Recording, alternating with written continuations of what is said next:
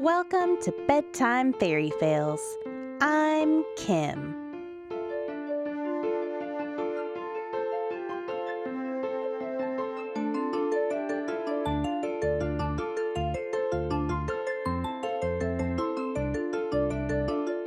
This story was made possible in part by the live play D&D podcast All D20. We'll tell you a little more about them after the show.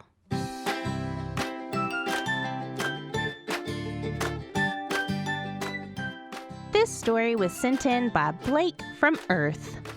This is a story that teaches us you should choose your friends wisely. For instance, if the paladin in your party is evil, he might just try and kill you as a joke. Like an asshole. This is... Well. Once upon a time, a group of heroes were trying to get into a castle. And not just any castle, a haunted castle that held an important magic artifact. The group had just taken out a whole horde of undead, and now they needed to find that key. They finally locate the captain who has the key, but there's a problem. He's dead at the bottom of a well, and at 30 feet deep and 10 feet across, it's massive. Whoever goes down there will need to have great perception to find this key, which is where Evelyn the Wood Elf Rogue comes in.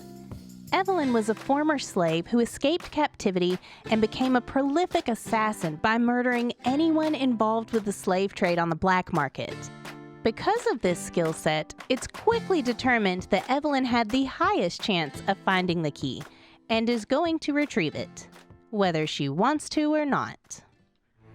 So Evelyn dives into the well to start searching, but that's when 4 ghouls come running out of nowhere and jump in after her. They immediately attack the lone rogue, who fights back with all her might. She stabs them with her rapier as they bite and scratch at her.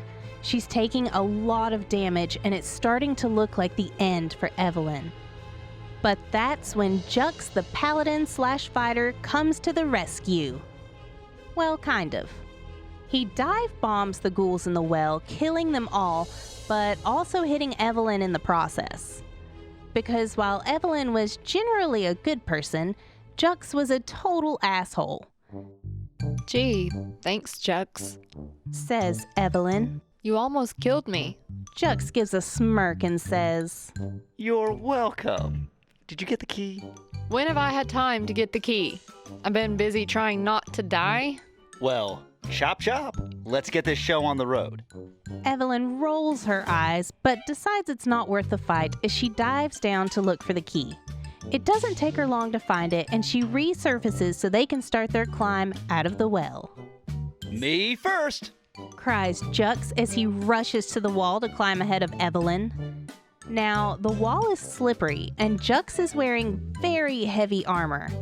He also doesn't have the best dexterity. If you fall, you're gonna hit me, cries Evelyn. Don't worry, I won't fall, replies an overly confident Jux. So the two start to climb. Evelyn gets about 10 feet up before losing her grip on the slippery rocks and falling back down into the water. Jux laughs at her. And you were worried about me falling, he says smugly. Evelyn mumbles under her breath as she starts her climb again. This time she makes it about 5 feet before she hears Jux let out a yelp as he loses his grip and plummets straight towards her. He slams into her, knocking her off the wall and injuring her further. They both resurface, sputtering and coughing. Evelyn says, See? This is why I didn't want you to go first. Well, then maybe you'll be faster next time, says Jux as he takes off towards the wall again. Seriously? Yells an angry Evelyn. Can you at least heal me? Nope, too busy climbing, sorry. And the two begin their climb again. This time, Evelyn gets about halfway up before she hears Jux yell above her again. Oh, shit! No.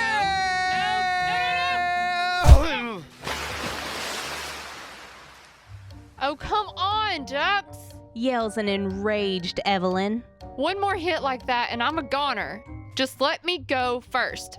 And heal me, for Christ's sake. Sorry, no time. There's a haunted castle waiting for us. Cries Jux as he takes off once again towards the wall. Ugh, you are just the worst. Asshole. And she begins her third attempt at climbing out of the well. At this point, it seemed like she'd never make it out. But this time, surprisingly, Jux made it all the way to the top. He climbs out over the side of the well as Evelyn makes her way up the last 10 feet of wall. Just as she reaches the top and starts to climb over the side, Jux decides that just for shits and giggles, he's going to body slam her off the side of a 30-foot well while she's already close to death.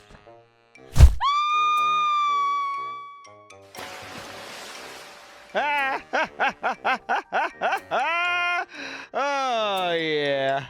The rest of the party rushes to the side of the well only to see Evelyn's body floating face down. Jesus, Jux! You killed her! What in the actual f*** is wrong with you? Jux just laughs as he says, Yeah, but it was hilarious. No, it wasn't. Killed one of our party Nothing members. about any of that was funny. Luckily, God took pity on Evelyn and decided she didn't deserve to die like that and found a way to resurrect her. Jux lost all of his levels as a paladin, but learned absolutely nothing. He's still an asshole. The end.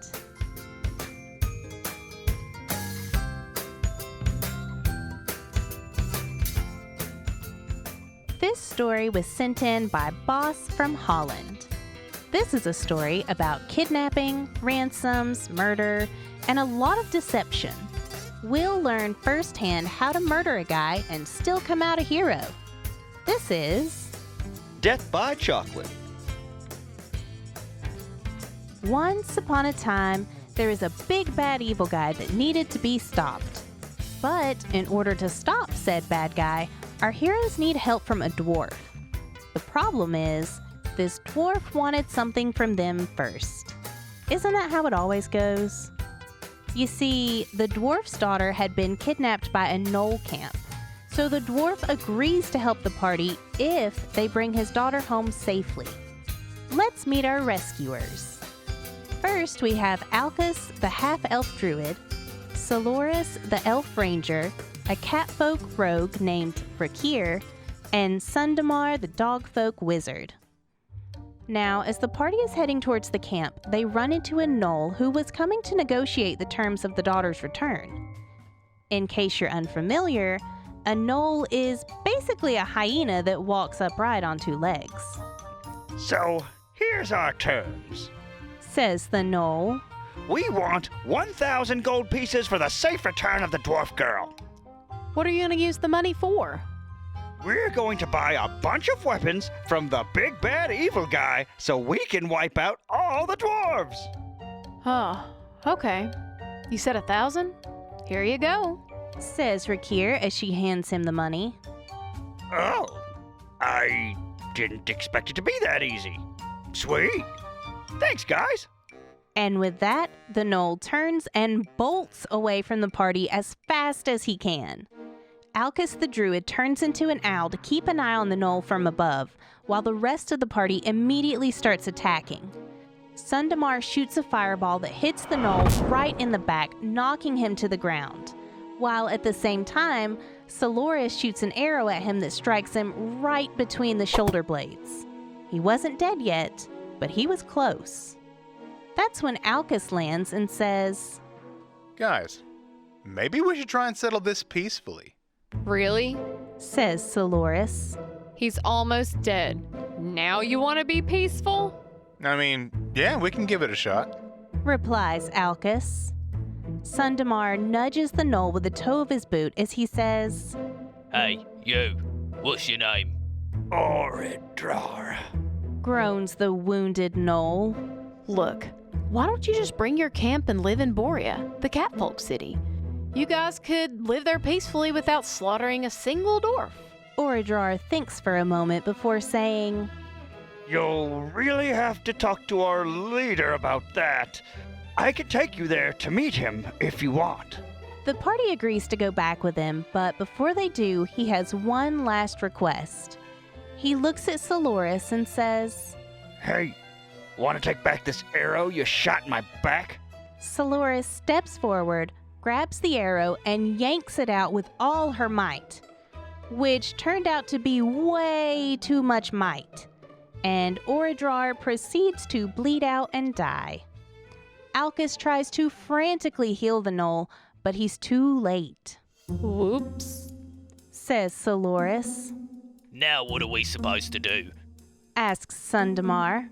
There's always that magical artifact we have that can bring the dead back to life for an hour. That should give us just enough time to find the camp and negotiate the deal. The party agrees, and they officially have a plan. The party uses the artifact on Oradrar, who seems none the wiser that he had just died, and would soon be dead again. So he leads them back to the camp to speak with his leader. When they get there, they quickly find out that Oradrar is actually the leader's son. This means that their 1 hour time limit just became very important. Rakir steps forward and starts telling the leader all about Borea and how they could live peacefully there and be happy. they even have chocolate. She finishes happily. What is chocolate? Asks the leader. It's the most amazing thing you've ever tasted. Here, I have some in my pocket. You can try it. Says Rakir as she hands him a piece. She watches expectantly as he takes a bite. Then her smile quickly fades as he starts vomiting and falls to his knees. Oh my god, I think he's allergic. Exclaims Sundamar. Rakir springs into action and does everything she knows how to save the leader. After a few tense minutes, he finally takes a deep, gasping breath. Oh, thank God. Says a relieved Rakir. You saved my life. Says the leader. You're welcome. Now, let's talk about that move. Rakir goes on to successfully persuade the leader to release the dwarf girl and move their camp peacefully to Borea. Success! Almost. Time was quickly ticking away on Oradrar's temporary lifespan, and they needed to make sure no one knew they were responsible. So they come up with a plan to make it look like an accident. They sneakily use Rakir's invisible mage hand to slip a piece of chocolate into Oradrar's pocket. That way, when he died, everyone would just think he had an allergic reaction like his dad. And it works. They managed to pull it off. They saved the girl, saved an entire community, and successfully got away with murder. The end. Thanks for listening. If you like D&D podcasts, which clearly you do, be sure to check out one of our favorites, All D20. You can find them on Spotify, Apple Podcast, or anywhere else you listen. To submit a fail, visit our website at bedtimefairyfails.com or message me on Instagram or Facebook. You can find me on Instagram and Facebook as Bedtime FairyFails.